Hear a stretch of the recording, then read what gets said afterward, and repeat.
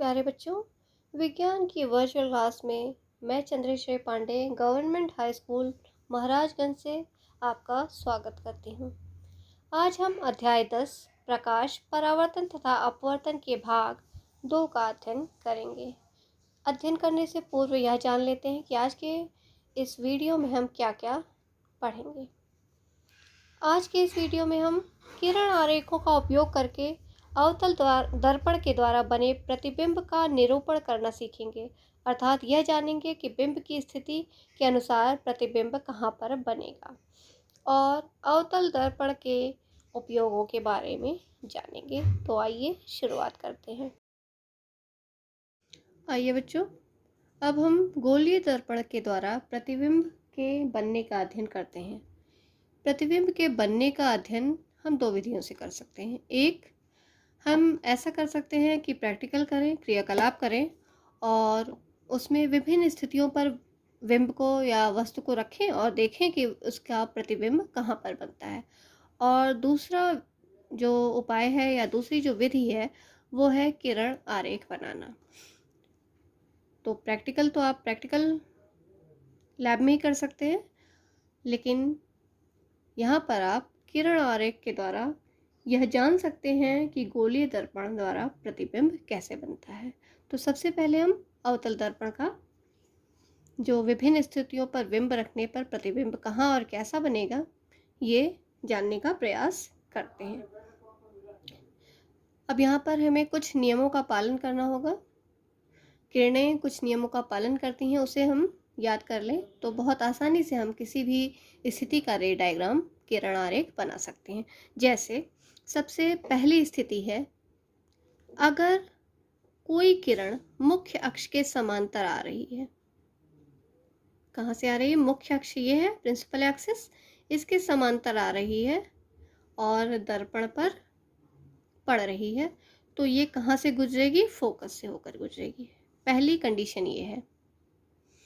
Second condition देखिए, अगर कोई किरण फोकस से आपतित हो रही है, फोकस से देखिए आ रही है, आपतित हुई है, तो वो समांतर हो जाएगी या पैरेलल हो जाएगी। उल्टा है दोनों, यहाँ पैरेलल थी तो फोकस से गुजरेगी, फोकस से आई तो पैरेलल हो जाएगी। तीसरा है, सेंटर ऑफ कर्वेचर या सी या वक्रता केंद्र से अगर कोई किरण आपतित होती है, उससे गुजरती हुई आपतित होती है, तो वो उसी मार्ग पर वापस लौट जाती है। चौथी कंडीशन है, अगर कोई किरण पोल पर, दर्पण के पोल या मिड पॉइंट पर तिर्यक आपतित होती है, यानी कुछ कोण बनाकर आपतित होती है, जैसे यहाँ 30 डिग्री का एंगल है, तो वो उतना ही एंगल बनाकर वापस लौट जाएगी। यहाँ पे भी उतने ही एंगल पे वो रिटर्न हो जाएगी। ये 4 हम नियमों का पालन करेंगे किसी भी किरण आरेख को बनाने के लिए। ठीक है, तो चलते हैं। सबसे पहले हम अवतल दर्पण में किरण आरेख बनाना सीखेंगे। यहाँ पर आप देखिए बच्चों, एक ऑब्जेक्ट है या बिंब है जो अनंत पर रखा हुआ है। ये अनंत पर है ऑब्जेक्ट, तो अनंत से सीधे गुजरती हुई आएगी। अब पैरेलल आ रही है तो कहाँ से गुजरेगी? ये फोकस से होकर गुजरेगी। फिर दूसरी किरण बी से पैरेलल गई तो ये भी कहाँ से होकर गुजरेगी? फोकस से होकर गुजरेगी। तो हमने देखा ये दोनों किरणें कहाँ पर मिली? फोकस पर मिली। तो इसमें प्रतिबिंब कहाँ पर बनेगा? जब वस्तु अनंत पर होगी तो प्रतिबिंब फोकस पर बनेगा। प्रतिबिंब यहाँ पर वास्तविक है, बिंदु आकार का है, तो देखिए यहाँ बिल्कुल पॉइंट पे मिल रही हैं, तो ये बिंदु आकार का है, वास्तविक है और सीधा है। ठीक है, तो ये अनंत पे हमने जान लिया। अनंत पे क्योंकि बहुत दूर से किरणें आ रही थी और पैरेलल आ रही थी, इसलिए वो दोनों फोकस पर मिली। यहाँ पे और कोई दूसरी कंडीशन नहीं बन सकती। अगला देखते हैं, सी यानी सेंटर ऑफ कर्वेचर के परे यानी अनंत और सेंटर ऑफ कर्वेचर के बीच कहीं भी, मिड पॉइंट ज़रूरी नहीं है, कहीं भी वस्तु रखी हुई है सी से परे। अब यहाँ पर देखिए, जब सी से परे वस्तु रखी हुई है तो एक किरण हम पैरेलल ले आते हैं। तो अभी आप जानते हैं अगर पैरेलल आ रही है तो कहाँ से गुजरेगी, वो फोकस से होकर गुजरेगी।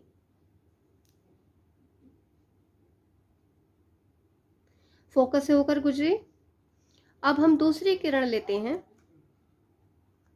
जो इसके सेंटर ऑफ कर्वेचर से गुजरे।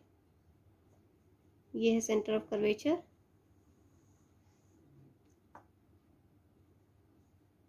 तो आप जानते हैं अगर सेंटर ऑफ कर्वेचर से गुजर रही है किरण तो ये इसी पथ पर वापस लौट जाती है। अब यहाँ पर देखिए, ये दोनों जो किरणें हैं कहाँ पर प्रतिच्छेदित हो रही हैं, सी और एफ के बीच में कहीं पर। यहाँ पर ये इमेज बन रही है। कहाँ बनी, जब ऑब्जेक्ट सी से परे था, सी से परे, तो इमेज कहाँ पर बनी, इमेज बनी सी और एफ के बीच में, सी और एफ के बीच में। कैसी बनी, उल्टी बनी। और यहाँ पर आप देखिए इसका आकार आपको क्या दिखाई दे रहा है, विवर्धित है या छोटा है। तो यहाँ पर आप देखिए इससे छोटा बना है प्रतिबिंब, वास्तविक है, उल्टा है और छोटा है। और कहाँ पर है, एफ और सी के बीच में है।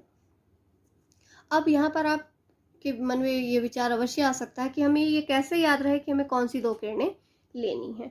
तो यहाँ पर आप देखिए, आपने यहाँ पे एक समांतर ली किरण और दूसरी सी से गुजरती ली। तो यहाँ पर हम देखते हैं, यहाँ पर कोई ऑब्जेक्ट है तो हम समांतर ले लेते हैं, तो ये फोकस से गुजरेगी। और दूसरी किरण ले लेते हैं जो फोकस से जाए और फिर वो क्या हो जाएगी, समांतर हो जाएगी। एक ली जो समांतर थी तो वो फोकस से गुजरी, और दूसरी किरण ली जो फोकस से जा रही थी और समांतर हो गई। तो यहाँ पर भी देखिए आपको फिर से इमेज मिलेगी, उल्टी मिली, एफ और सी के बीच में मिली।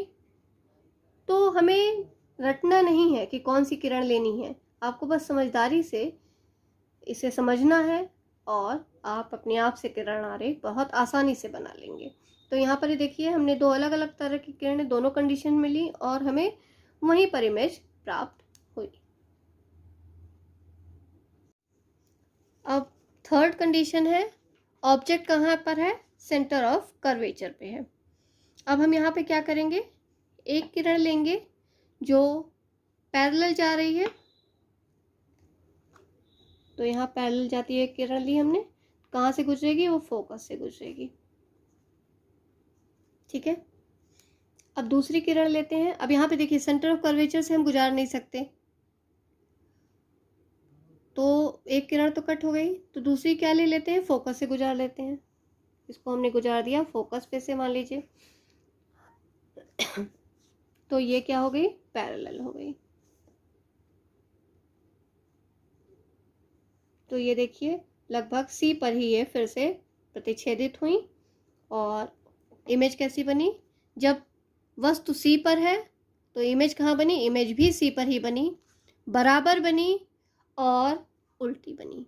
यानी ये जो इमेज बनी ये वास्तविक है, उल्टी है और बराबर है।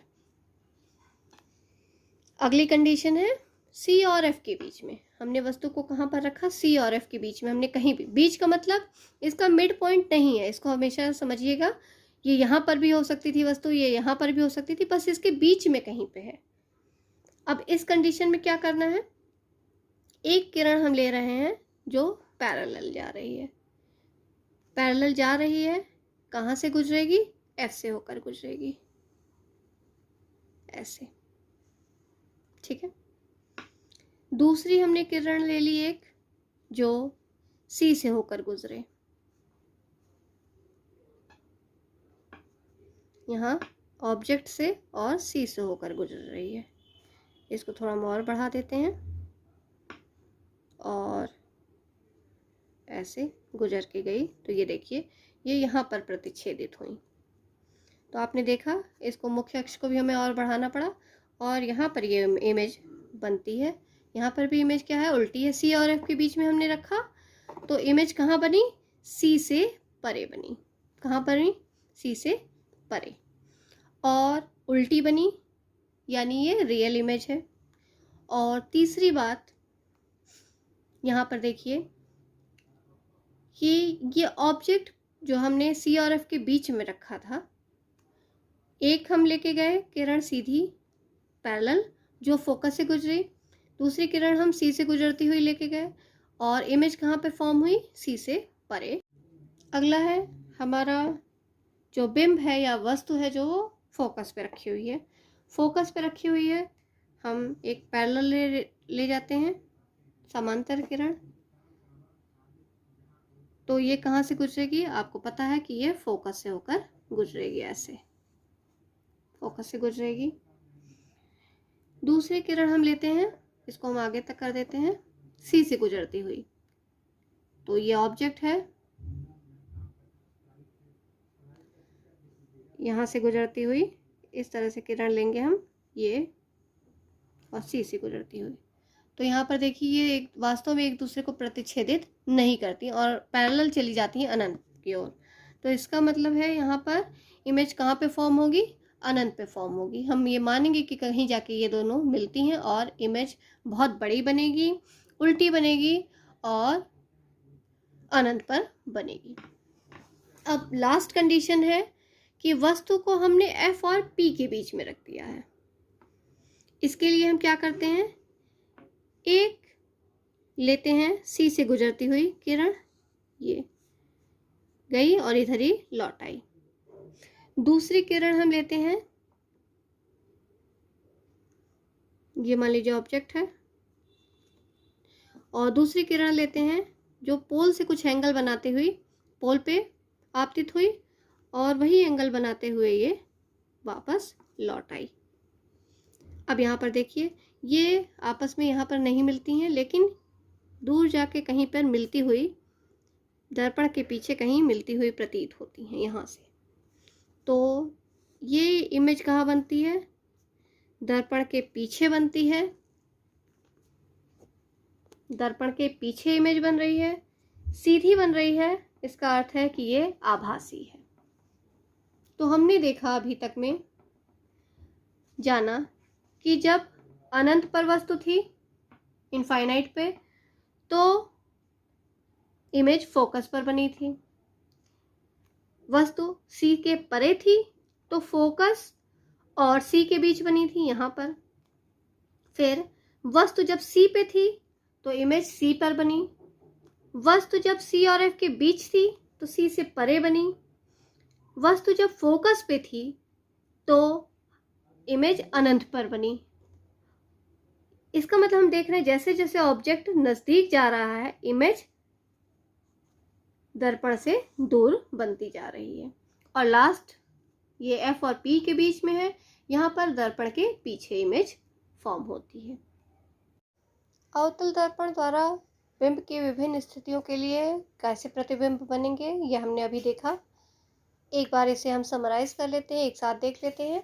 जब बिंब अनंत पर था तो प्रतिबिंब फोकस पर बना और अत्यधिक छोटा या बिंदु आकार का बना। प्रतिबिंब वास्तविक और उल्टा भी था। दूसरी स्थिति थी जब बिंब सी से परे था तो प्रतिबिंब एफ और सी के बीच बना। प्रतिबिंब आकार में छोटा था और वास्तविक और उल्टा था।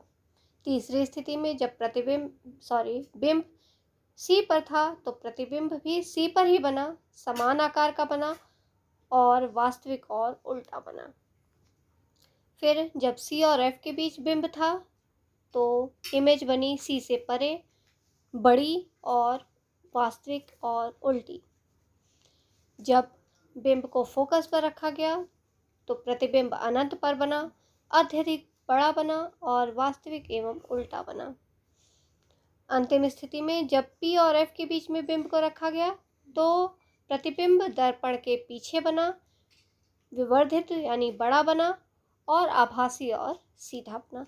यानी 5 स्थितियों में हमने देखा कि प्रतिबिंब उल्टे बनते हैं और अंतिम एक स्थिति में अवतल दर्पण के द्वारा प्रतिबिंब दर्पण के पीछे और सीधा बनता है।